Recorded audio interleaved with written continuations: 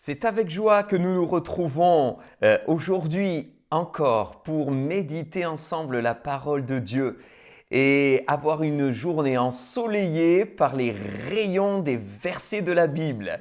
Car c'est le Seigneur Jésus qui est notre soleil, c'est lui qui est notre force, c'est lui qui est votre soutien. Il ne vous abandonne pas, mes frères et sœurs, mes amis. Prenons courage et allons de l'avant. Amen, gloire à Dieu. Nous prions ensemble et nous partageons la pensée de Dieu pour nous aujourd'hui. Seigneur, nous te remercions et nous ne nous lassons pas de te remercier. Tu es fidèle, tu es bon, tu es grand, tu es amour, tu es paix, tu es joie, tu es sérénité, tu es espérance. Oui, Christ en nous, c'est l'espérance de la gloire des élus de Dieu. Et nous ne sommes pas élus par nos propres forces, nous sommes élus par la grâce du Seigneur Jésus qui est venu nous sauver, qui est venu nous chercher, qui est venu pour nous pardonner, nous purifier, nous justifier par ta justice, par ton propre sang, Seigneur. Tu l'as fait, car tu es mort à notre place. Nous n'oublierons jamais cette réalité qui nous place dans une position extraordinaire, celle des enfants de Dieu. Nous sommes assis avec Christ dans les lieux célestes et qui nous aide à nous replacer, nous repositionner dans nos vies pour rester calmes et confiants, l'âme sereine dans la main de notre Créateur et de notre berger, même au milieu de ces temps particuliers, de ces temps troublés. Notre âme est dans la paix, elle refuse le trouble car elle accepte la grâce et la lumière du Seigneur Jésus-Christ. Amen. Amen. Que le Seigneur soit béni pour la possibilité que nous avons de communiquer ensemble, la possibilité que nous avons de continuer à prier et de méditer sa parole. C'est ainsi que nous sommes maintenant au cœur de notre 9e partie pour construire de nouveaux repères spirituels. Et je vous emmène avec moi aujourd'hui au cœur de ce trait de caractère particulier qui ressort non pas de Daniel en particulier aujourd'hui, mais de Dieu lui-même. Car si nous devons prendre un exemple sur Daniel et ses compagnons, devons réaliser que l'acteur principal de la scène, c'est bel et bien Dieu. Oui, c'est notre Seigneur.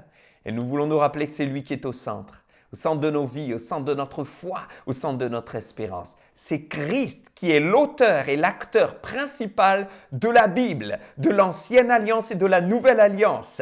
Christ. Et nous voulons rester christocentrés, Christ au centre de nos cœurs, Christ au centre de nos vies, Christ au centre de nos familles, Christ au centre de notre foyer, Christ au centre de notre Église. Jésus-Christ au centre, qui a été glorifié et élevé par le Père et qui a été ressuscité par l'Esprit. Dieu est le Père, Fils et le Saint-Esprit. Et ainsi, en plaçant nos regards sur l'acteur principal, sur le Seigneur lui-même, nous voyons que dans sa grâce, il a accordé sa faveur, il a accordé sa sagesse, il a accordé de la science, de l'intelligence à Daniel et ses amis et ses compagnons. Dans une situation particulière où Daniel et ses amis avaient été emmenés, où ils étaient confinés, mais ils avaient pris une résolution dans leur cœur, c'était que dans ce temps, ce confinement, cet espace de temps particulier, ils restent fidèles à Dieu et ne se souillent pas par les mets du roi. Eh bien, Dieu va voir leur disposition de cœur et le Seigneur va les honorer. Et qu'est-ce qu'il nous est dit pour les honorer? Daniel chapitre 1er verset 17, Dieu accorda à ces 4 jeunes gens de la science, de l'intelligence dans toutes les lettres et de la sagesse. Et Daniel expliquait toutes les visions et tous les songes. Alléluia. Donc, vous voyez, nous avons souvent en tête les conséquences, c'est-à-dire que Daniel va être ensuite élevé à la cour du roi, il va être mis en honneur. Le roi lui-même, Nebuchadnezzar, va reconnaître leur sagesse particulière. Daniel et ses compagnons vont être remarqués par tous, mais n'oublions pas qu'au cœur de cette histoire, il y a Dieu. N'oublions pas qu'au centre de cette histoire, il y a le Seigneur. N'oublions pas que celui qui en a été le maître, c'est le Seigneur, et celui qui a accordé à Daniel et ses compagnons cette fameuse sagesse, cette fameuse intelligence, cette fameuse capacité d'expliquer toutes les visions, tous les songes et toutes les lettres même, eh bien, qui lui étaient exposées, c'est bel et bien notre Seigneur Jésus-Christ. Il leur a accordé. Et je crois que nous avons là un enseignement d'une grande simplicité et d'une grande profondeur à la fois qu'il nous faut retenir les uns les autres. C'est Dieu qui leur a accordé. N'est-il pas vrai, mes frères et sœurs, que c'est Dieu qui nous accorde la vie? N'est-il pas vrai que c'est Dieu qui nous accorde, eh bien, la grâce de vivre chaque jour? C'est Dieu qui nous accorde notre pain quotidien. C'est Dieu qui nous accorde d'avoir ce que nous avons. C'est Dieu qui nous accorde aussi la sagesse. Dieu leur accorda de la sagesse. Nous avons besoin de sagesse et dans notre partie précédente, la 8e partie, nous avions parlé de la sagesse dans la communication, telle que Daniel avait eu de la sagesse dans ses paroles, dans sa communication avec ses contemporains et plus précisément avec ses supérieurs, avec ceux qui l'entouraient pour leur parler. Et nous en avions conclu des éléments bien concrets dans la sagesse que nous devions avoir, sagesse spirituelle grâce au Seigneur par le Saint-Esprit dans notre communication extérieure, plus précisément avec les SMS, les emails, les moyens de communication, le téléphone que nous utilisons envers ceux de l'extérieur. Eh bien, voyons quelques instants la sagesse spirituelle que nous donne le Saint-Esprit dans notre communication intérieure, c'est-à-dire la communication dans notre propre foyer. Parce que ceux avec qui nous allons le plus communiquer, c'est bien sûr nos proches, ceux qui sont autour de nous. Et là, ça va être une communication directe, verbale, physique, le non-verbal, parce qu'ils vont voir nos mimiques, nos réactions. Et il y a bien sûr les couples qui sont concernés par cela. Les familles avec les enfants, enfants et parents, parents et enfants, et les diverses relations, même dans les fratries. Et là, il y a un enjeu colossal, mes frères et sœurs, à prendre en jeu. Et nous avons besoin de l'aide du Seigneur. Que de drames lorsqu'il y a des conflits qui ne sont pas gérés avec sagesse. Que de drames lorsque la communication devient violente et que dans les familles, il y a des déchirements. Que de drames. Nous avons pu voir, même dernièrement à la télévision, qu'à cause de ce confinement, bien des couples explosent.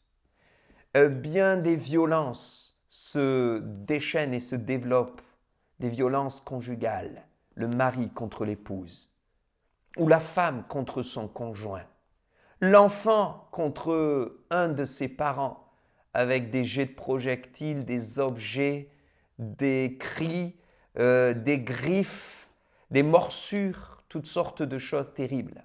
Et pourtant, nous avons un Dieu de paix, un Dieu d'amour. Mes frères et sœurs, en tant que chrétiens, c'est là que nous devons nous tenir au pied de la croix et au pied du Seigneur pour lui demander sa grâce, afin que dans ce temps de confinement, nous puissions avoir une communication qui soit sa gloire. Et qu'au contraire de la violence, Dieu nous aide à maintenir notre foyer dans la paix. Et nous n'échapperons pas à des conflits, nous sommes des êtres humains.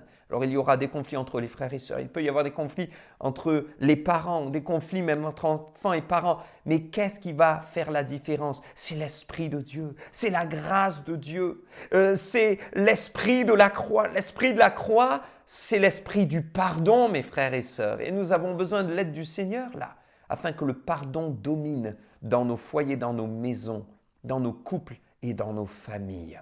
Et c'est là que nous pouvons faire cette prière. Seigneur, accorde-moi la sagesse. Accorde-nous de la sagesse dans notre foyer. La sagesse aussi, donc, à l'intérieur de la famille, à l'intérieur du confinement. C'est une prière qui plaît à Dieu. C'est ce qu'avait fait justement le fils de David. Salomon, rappelez-vous, dans 2 Chroniques, chapitre 1er, verset 10, il dira « Accorde-moi de la sagesse et de l'intelligence. » Certes, pour lui, c'était pour diriger le peuple afin qu'il puisse savoir comment le conduire et comment être à sa tête parce qu'il se sentait petit. Mais cette prière pleine d'humilité plaît à Dieu et nous pouvons le faire, non pas parce que nous sommes à la tête d'un grand peuple, mais ne serait-ce que pour être à la tête de notre famille, de notre foyer. Et vous les frères en tant que chef de famille. Vous les sœurs en tant que maman qui doit diriger ses enfants parce que peut-être qu'au niveau des devoirs ça devient difficile, ça crie, ça pleure, ça se roule par terre suivant l'âge des enfants. Pour certains ils refusent, ils se rebellent parce que l'école à la maison au bout de certains jours, quelques semaines, ça devient compliqué. Et c'est là qu'on a besoin de l'aide du Seigneur et que nous pouvons lui dire: accorde-moi ta grâce, Seigneur. Parce que la parole de Dieu nous dit que le trône de Dieu, c'est un trône de grâce. Un trône qui nous attend, où nous pouvons nous approcher de lui, afin de lui demander secours. Et il nous accordera secours au moment opportun. Mais pour cela, il faut lui demander: accorde-moi ta grâce. Salomon avait demandé au Seigneur la sagesse en lui demandant: accorde-moi la sagesse. Eh bien, Dieu l'a exaucé. Daniel avait besoin de sagesse. Alors Dieu lui a accordé. Nous avons besoin de sagesse dans notre communication, dans nos familles, dans notre gestion des relations humaines. Demandons-lui: Seigneur, accorde-nous ta grâce, accorde-nous ta faveur, accorde-nous ta sagesse et il nous aidera. Demandons-lui: accorde-nous le pardon. Oui, que mon époux puisse me pardonner. Si vous êtes une sœur, et vous, frère, il faut dire: accorde à mon épouse cette grâce de pouvoir me pardonner. Accorde-nous cet esprit de pardon, afin que nous puissions communiquer, savoir nous arrêter, nous poser, nous asseoir, nous écouter l'un et l'autre. J'écoute tes besoins, tu m'écoutes dans mes besoins, nous nous écoutons, nous échangeons et nous nous acceptons l'un et l'autre, sans nous dire: tu m'as fait ci, tu m'as fait ça, mais juste en exprimant ce que nous vivons. Je me sens fatigué, je me sens pas très écouté, je me sens triste. Et l'autre va écouter mon besoin. Dans cette communication pleine de sagesse, nous allons y mettre au centre l'œuvre de la croix, le pardon. En disant: Seigneur, tu nous as pardonné, tu as toi-même dit à la croix: Père, pardonne-leur, car ils ne savent ce qu'ils font. De la même manière, aujourd'hui, nous voulons, Seigneur, te prier, te dire: aide-nous à nous pardonner réciproquement. Et voyez, le Seigneur nous l'avait dit lui-même: si vous avez sujet de vous plaindre les uns des autres, pardonnez-vous réciproquement. Et c'est au travers de l'apôtre Paul qu'il avait exprimé cela, mais c'est valable pour nous aujourd'hui, qui plus est dans ces temps de confinement. Oui, vous pouvez dire: Seigneur, accorde-moi cela. Le Seigneur le fera si nous sommes fidèles dans les petites choses. Nous faisons ce que nous pouvons et ce qu'il nous demande, et lui fait ce que nous ne pouvons pas faire et ce qui nous dépasse. C'est ce qui s'est passé pour Daniel et ses compagnons. Ils se sont cantonnés à être fidèles dans les petites choses. Et parce qu'ils ont honoré Dieu dans les petites choses, Dieu leur a accordé la sagesse et l'intelligence dans les grandes lettres, dans les visions, les songes, les choses compliquées qu'humainement ils n'auraient jamais pu expliquer ou exprimer. Alors le Seigneur vous l'accordera parce qu'il est fidèle et que son trône est un trône de grâce. Le Proverbe au chapitre 30 et au verset 8 dira: éloigne de moi la fausseté et les paroles mensongères, ne me donne ni pauvreté ni richesse, accorde-moi le pain qui m'est nécessaire. Mes frères et sœurs, dans les temps dans lesquels nous vivons, beaucoup ont peur, beaucoup sont dans la crainte et dans l'inquiétude. Voilà une prière spirituelle, voilà un défi à relever aussi, c'est de demander à Dieu de nous accorder ce dont nous avons besoin, juste notre pain nécessaire, le contentement. Peut-être êtes-vous dans la frustration, peut-être vous reconnaissez-vous dans cette parole qui pourrait être celle de quelqu'un qui est sans cesse frustré. Malgré certaines bénédictions, malgré qu'il reconnaisse que c'est vrai que sa vie pourrait être bien pire, que certains vivent quelque chose de bien plus grave que lui, mais il n'arrive pas à s'en contenter. C'est toujours de la frustration, c'est frustration sur frustration. C'est la tristesse qui empare vos vies et la joie n'est pas votre partage. Pourtant, vous connaissez le Seigneur. Il est temps de faire cette prière avec votre cœur, de dire: Seigneur, accorde-moi cette dimension spirituelle du contentement. Je ne veux pas plus, je ne veux pas moins, je veux juste connaître ce contentement des bienheureux de Dieu, des élus du Seigneur, qui savent à qui ils appartiennent, qui ne demandent pas plus, mais juste la paix et la joie de vivre en présence de celui qui, par son esprit, distille des moments de bonheur, des paroles de réconfort, et nous permet de vivre pleinement le contentement des bien-aimés et des bienheureux de Dieu. Mes frères et sœurs, c'est possible. Et pour cela, il y a juste une condition dans laquelle nous devons entrer. C'est cette posture et cette position spirituelle, décrite notamment dans Jean chapitre 15 et verset 7, où Jésus lui-même dira « Si vous demeurez en moi et que mes paroles demeurent en vous, demandez ce que vous voudrez et cela vous sera accordé. » Oui, le Seigneur est celui qui nous accorde sa sagesse, qui nous accorde le contentement, qui nous accorde sa bienveillance, qui nous accorde ce dont nous avons besoin. Et peut-être vous avez besoin de grâce dans votre travail, c'est compliqué. Et vous dites, Seigneur, accorde-moi quelque chose de plus dans mon travail. Accorde-moi la paix dans mon travail. Accorde-moi un nouveau travail parce qu'à cause de ce confinement, de cette situation, je suis en train de tout perdre, mais je suis ton enfant. Alors je veux croire que tu veux me bénir, que tu ne me laisseras pas comme cela de côté. Accorde-moi s'il te plaît ce que je te demande. Oui, vous avez le droit, car le trône de grâce qui vous attend et devant lequel vous pouvez vous présenter, c'est un trône de grâce et le trône de Dieu. Mais mes frères et sœurs, le Seigneur nous demande juste de demeurer en lui. Si vous demeurez en moi, et que mes paroles demeurent en vous, dit le Seigneur, alors tout ce que vous demandez vous sera accordé. Vous sera accordé. Il nous faut demeurer en lui. Comment demeurer en lui? Être attaché à lui.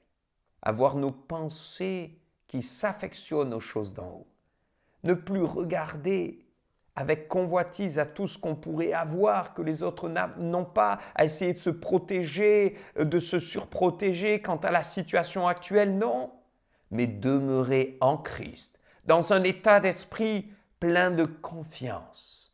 Laisser ces paroles sur notre cœur, les paroles de Jésus-Christ qui sont esprit et vie, être repassées dans nos cœurs et les ressasser comme quelqu'un qui se nourrit des paroles spirituelles de son bien-aimé, car le Seigneur Jésus-Christ est notre bien-aimé si nous sommes, nous, ses bien-aimés.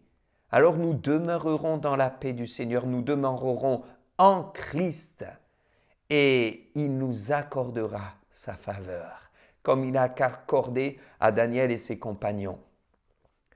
Que le Seigneur soit béni. Je vous invite maintenant à prier avec moi et nous le faisons de tout notre cœur avec confiance dans le Seigneur. Nous voulons te dire merci Seigneur. Merci pour ces temps de partage, ces temps où nous avons pu tourner nos regards vers toi et vers les Écritures pour lire dans ta parole aussi ce que tu nous demandes. Et je te prie d'aider mes frères et sœurs, de leur accorder ce dont ils ont besoin, de leur accorder ta sagesse, de leur accorder le contentement et de leur accorder aussi ta faveur divine et ta grâce dans leur vie, dans leur quotidien, avec leurs enfants, dans les couples, dans les familles, dans les foyers, selon les besoins, le travail. Et Seigneur, que toutes ces choses ne nous submergent pas et ne les submerge pas, mais que chacun demeure en Christ en te faisant confiance. Et nous verrons les bienfaits et les bénéfices de l'œuvre du Saint-Esprit en nous. Car Seigneur, tu n'es pas un homme pour mentir, tu es le Dieu de vérité. Oh, nous voulons te rendre grâce et te faire confiance. Loué sois-tu pour la suite de cette journée, la suite de la soirée, pour ceux qui regardent en soirée, et que seul ton nom en soit glorifié. Amen. Amen. Que le Seigneur vous bénisse abondamment et je vous dis à très vite pour la dernière partie de ce message, construire ensemble de nouveaux repères spirituels avec l'aide de Dieu.